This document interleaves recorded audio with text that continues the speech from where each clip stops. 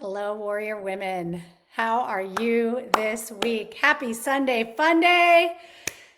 This week, I have been absolutely exhausted, if I'm being fully honest with you. I fill my tank, live all high performance habits in the evening because that sets the stage for the following day. I'm waking at 4:45 on my Peloton, doing my ab workout, getting in the shower by 5:10, out the door by 6, arriving at my school by 6:35, working my tail off until 3, getting my daughter, coming home, working some more. It has been just an unbelievable journey. There are so many challenges that I see facing our educational system that are bigger than they were when I left the system to go into industry and see what does industry actually need from our learners. And there are some significant gaps. As those of you who are parents know, there's some big gaps between what our children will need to succeed in the world and what is happening in schools. And before, I wasn't able to really speak to that with confidence because I hadn't been in industry. And now, whoo, we have some work to do, my friends. So I hope that this episode leaves you feeling uplifted and inspired as a leader, because I am a big believer that each and every one of us are leaders. And every single day, we lead the most difficult person on the planet, ourselves. And it is with that spirit that I invite you to embrace that identity as leader. If you convinced your child to eat something healthy or to do their homework or to go to bed at a certain time, guess what, friends? You're leading. And if you're influencing your family members, your peers, you're leading.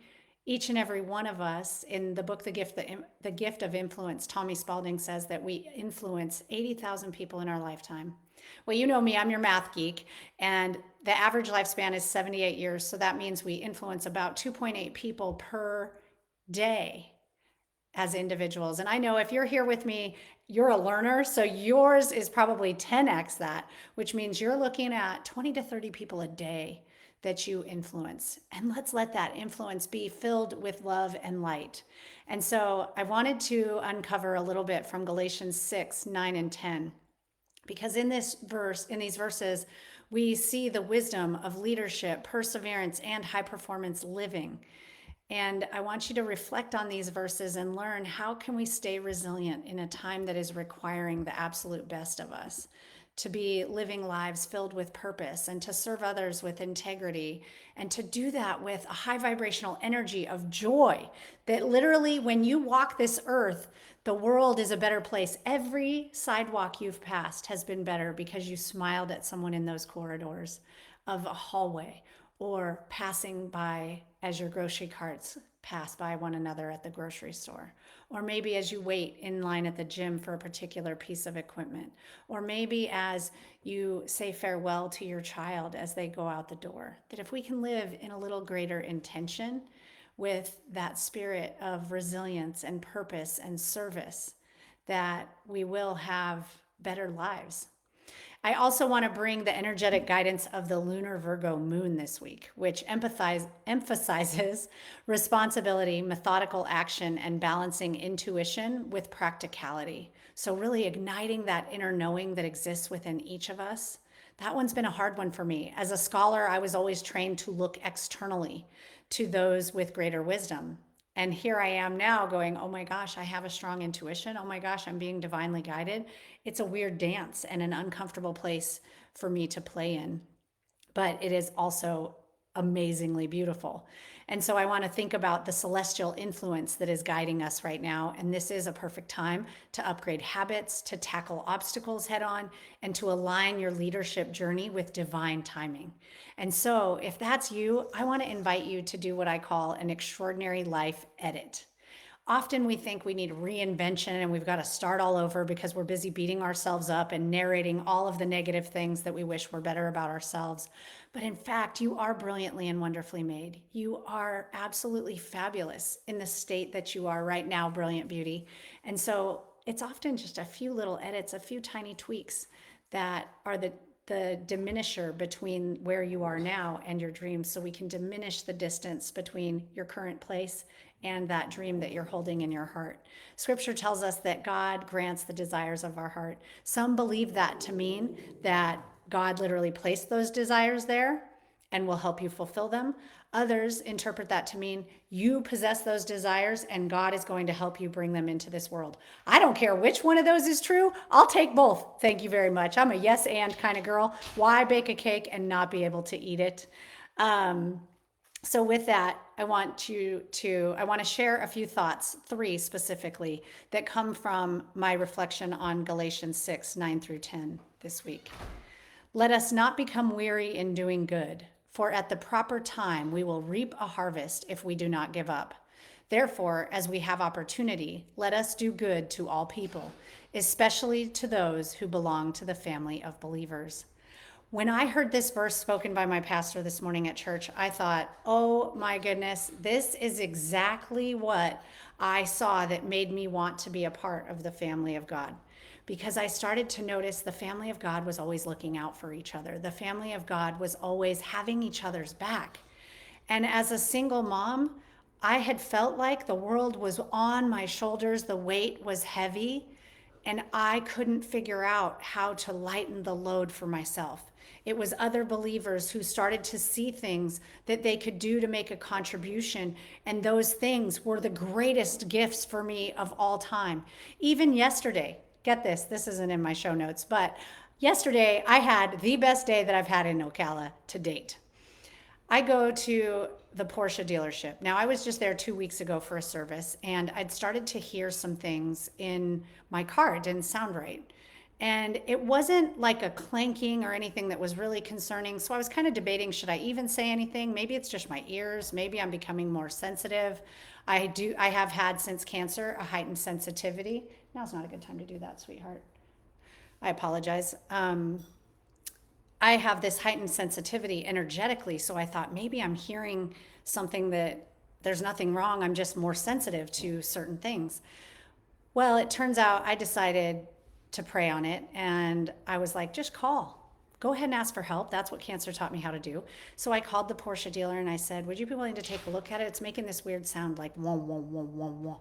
Like I thought it was the road at first, but it's continuous and it's everywhere I go. So they said, sure, bring it in on Saturday. Well, I show up and get this. They happen to be having a big Porsche Club of America event that 2 weeks ago when I'd been there, this gentleman named Richard encouraged me to join. As a math person, I did the math. Joining it got me a 10% discount on my service, which covered not only the cost of admission, but also put an extra 50 in my pocket. So I joined. I've never been a member of a car club before. I love luxury. I'm not necessarily the hugest car enthusiast, although I have raced on a speedway and I do enjoy driving fast. So I share in a lot with those individuals. However, I felt like that's a little out of my league. I wasn't born into wealth. I had to build wealth on my own. Every dollar, every penny that I've ever made has come from me. Not a dime of maintenance, not a dime of child support. I've had to do everything on my own. And so I have this ingrained earn it mentality. And that I see Richard there and he says, are you coming with us today? And I said, no, I'm actually here for service. He goes, well, maybe you could ride along with someone.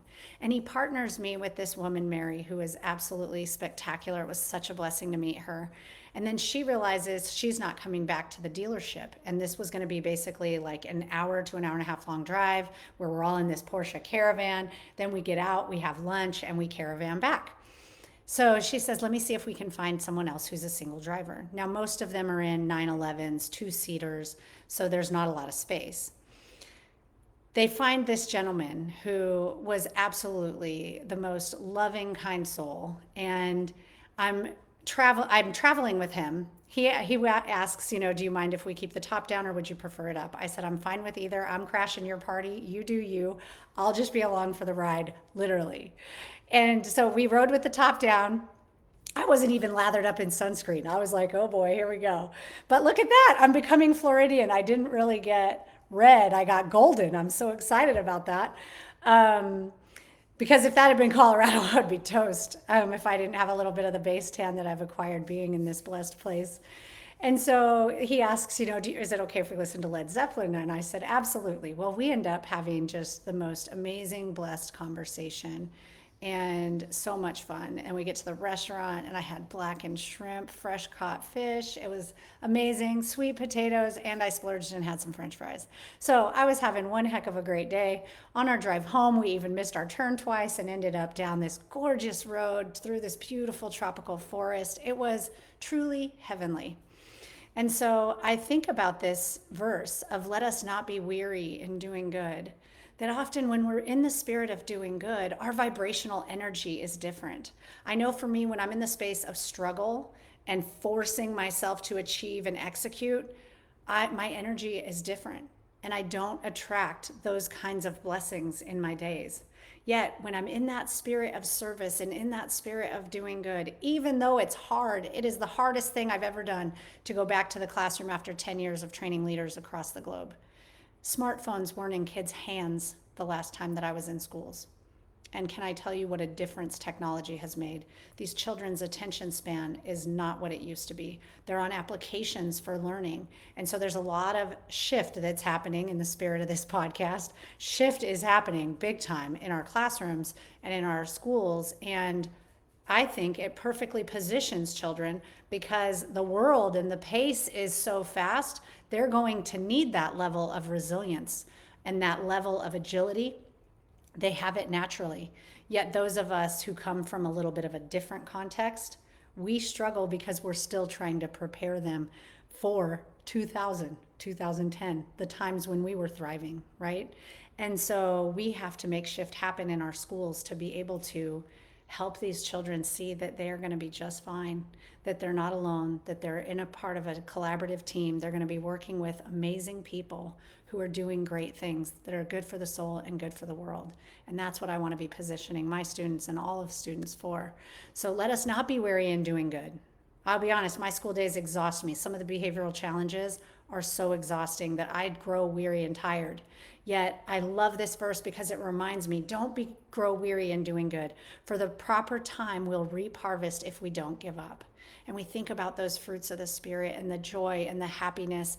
And yesterday during that drive, this individual said to me, I've been seriously thinking, I just want to go back to corporate. I'll quadruple my income again. What was I thinking? And he said, you're doing something that is bigger than you've ever done before. I was like, really? Doesn't feel so big. All day long, I'm going to put your legs on the floor. Please quit saying the B word, the N word, the A word, the S word. I'm redirecting constantly, right? It's almost like warfare. You're constantly like whack-a-mole trying to redirect, while you're also trying to teach because you got about 3 years growth that these kids need to achieve this year to get them remotely close to being on grade level. And so there's just a lot, right? And it does leave me fatigued and so exhausted at the end of the day that I can barely cook dinner. I had one night this week, I fell asleep literally on the sofa. I sat down just to take a deep breath. And I was initially going to do some breath work. And literally a few breaths in, I was asleep. I woke up at 6:27 and I thought, oh my gosh, sweetheart, what do you want me to make for dinner? She's like, I already ate. In that moment, I thought, man, this is the ultimate sacrifice, that I don't even have enough energy at the end of the day to prepare healthy food for my child. So this verse I think was so divinely delivered to me. And the second verse says, therefore, as we have opportunity, let us do good to all people, especially to those who belong to the family of believers. And I think about the believers that are in my classroom and that there's these little crosses that they hand out at the World Equestrian Center. And I've been sharing those with some of my students whose parents I know are believers and have asked them permission to give that to them to carry in their pockets and sent them home for their parents and grandparents to carry in their pockets. And so I invite you to make shift happen from the problem that's in front of you to the creator of all things, who can do all things, who can strengthen us so that we don't grow weary and we don't give up, and that we do get to live a life characterized by joy and happiness and abundance. So the three things that I wrote down to share with you this week is that this verse really shares perseverance in leadership. The importance of perseverance is crucial for high performance leaders. We have to stay focused on our mission and vision and to do good even when we don't get to see the results immediately, or those results may not be visible. Effective leadership often requires the ability to navigate these challenges that we face with resilience and to trust that our efforts will eventually lead to success. That's what Daniel Kahneman calls slow thinking. Fast thinking is that immediate, oh my gosh, I'm so exhausted. Slow thinking is going, this has deliberate purpose. Let me slow down and pace with God. I once learned God is a 3 mile per hour God, not a 110 mile per hour God. As a Porsche lover and someone who loves speed, I like 110 miles per hour, but often in these moments, I have to slow down and practice the whole be still and know that I am God. The second point I want to make today is consistent action. High achievers and leaders are encouraged to seize opportunities to do good. And in leadership, this translates to consistently making the decisions that benefit both the organization and all of the people involved. So in my case right now, that's the school district, my building, and my students and their families. In corporate, it is your immediate team, your department, your organization, and the industry that you're working in, because you have the opportunity to be a leader at the forefront of that. When every single person makes their contribution, raises their vibration, aligns their vision to something extraordinary that that company's doing, you can lift up the whole entire industry. And then the third point is to be of service to others. The call to, as scripture says, quote, do good to all people, highlights the importance of service leadership, where leaders are focused on the well-being of others and they lead by example. It teaches us that leadership is not about self-gain, but is about uplifting others in the community. Those of you who've been with me in trainings before, you know we call this a rising tide raises all ships. And that is your truest sense of leadership. In a high performance context, this translates to creating a culture of collaboration, a culture of support where people know that they have one another to lean on, that we're not alone, and mutual growth. I want to just say, I have, for those of you in my training with me right now, I have live in my personal Facebook also happening that I like to bring them in behind the scenes. And there's a young man who I just love. Hi, Connor. He's an 8th grader. And he says, hello, your speeches are inspirational. Have a great day. Hi, Connor. It's so great to see you, sweetheart. I hope that this message inspires you and blesses you and gives you the encouragement to have a really resilient week ahead. I know schools can be tough places to be. I'm in them all day, every day right now, and living in that space right alongside you, sweetie. It's so good to see you. So again, just to recap, those are the 3 areas that I want you focused on: persistence in your leadership, consistent action, and service to others. So I love looking at the juxtaposition and interplay of scripture in the world's longest lasting text that has been one of the greatest guides of humanity. And as I look at that from the expertise of my scholarly studies in high performance leadership, they are the same. I literally laughed at myself when I realized I spent 20 years studying high performance leadership and then all to find that it's in this one book. I was like, ooh, I could have taken a little simpler path to knowing these things.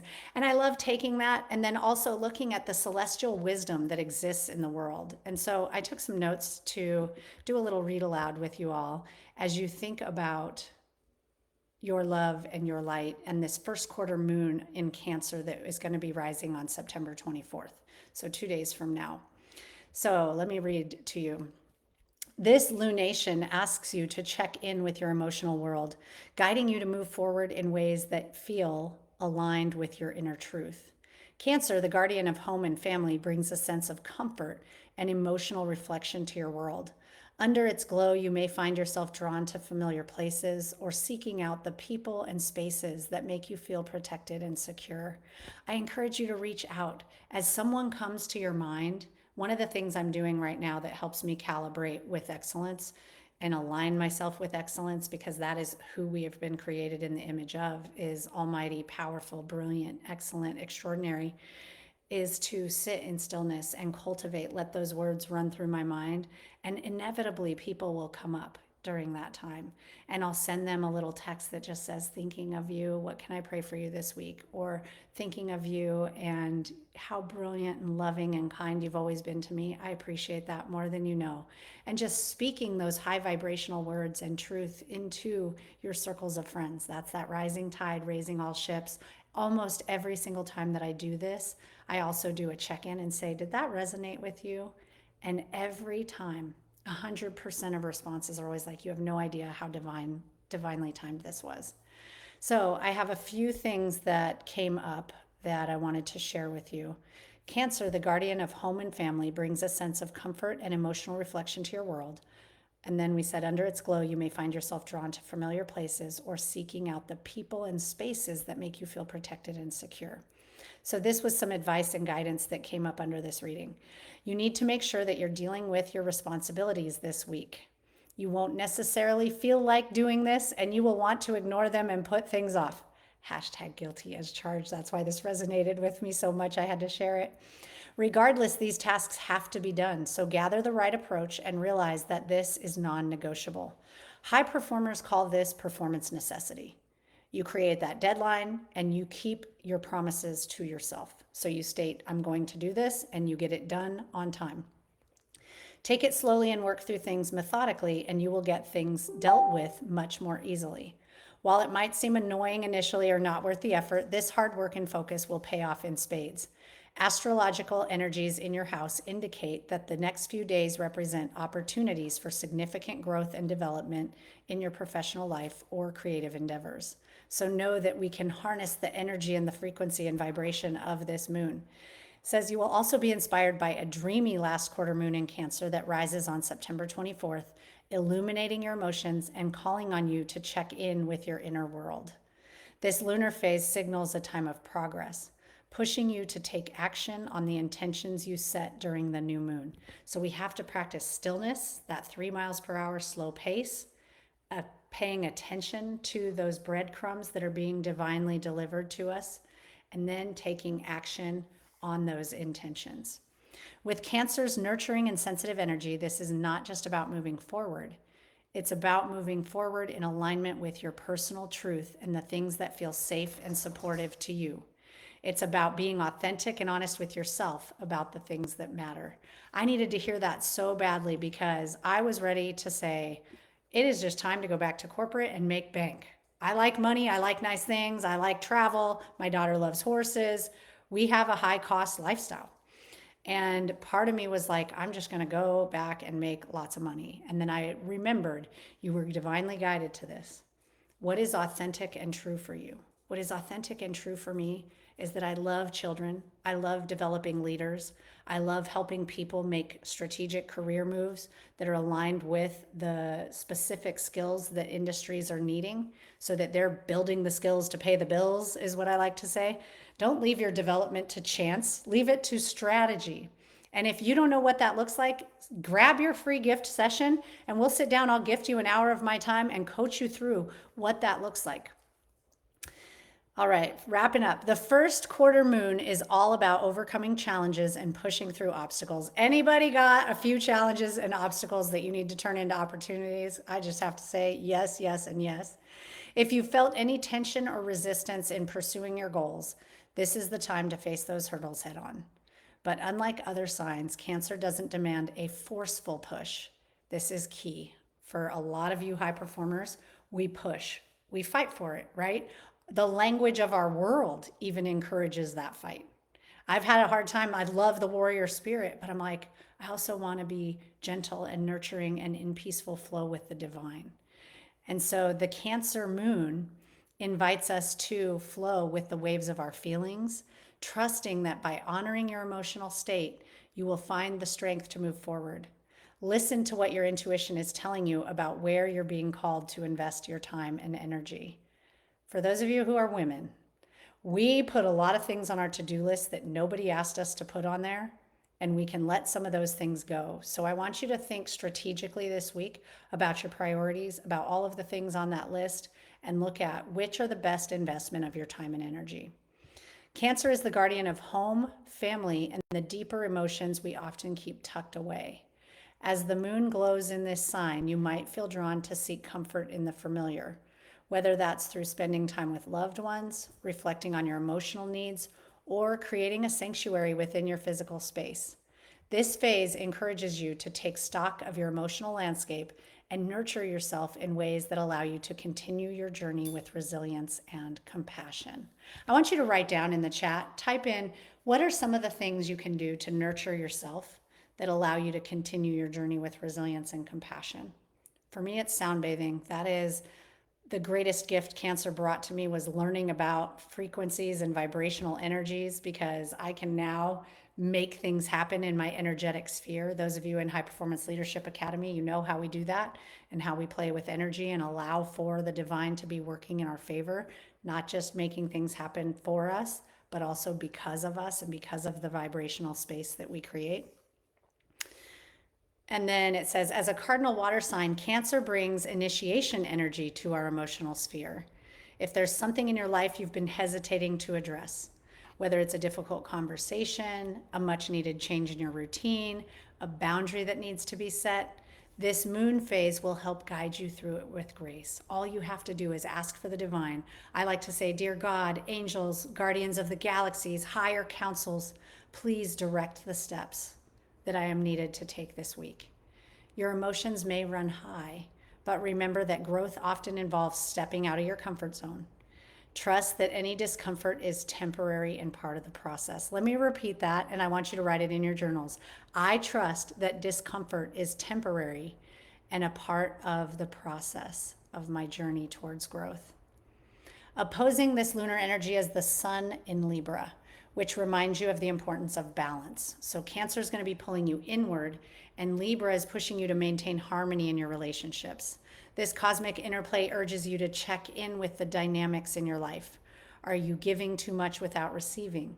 Are you allowing others to dictate the flow of your life? This is an ideal time to recalibrate your relationships and ensure they're aligned with your needs. This is a powerful time to commit to focusing on your own wishes, your own desires, and your own dreams. So I want you to just sit in stillness for a moment and think about, what are the desires of your heart? For me, being the parent of a freshman, I see how scary that transition is, and the fear that is in these students as they look at, oh my gosh, adulthood's right around the corner and I don't know what I'm going to do. And it is on my heart to help serve them, to give them the leadership skills. This wasn't in my notes, but I've been teaching children this. The average income of all occupations as of May of 2023 is $65,000 and some change, 470, I think it is. And the average income of leaders is $137,000. So might it behoove us to teach our children leadership skills, to teach them the practices of self-awareness, of discipline, determination, vision casting, mission, vision, operating principles. Those are all leadership skills. And when we can set a mission for our lives and a vision that we want to achieve with our lifestyle, and then we look at the habits that are going to help us operate and live a life that is characterized by joy, health, and happiness, the world's highest performers, according to the research, are happier, healthier, and less stressed than their peers. Can I get a hallelujah for that? When I was on my journey to high performance, that wasn't it.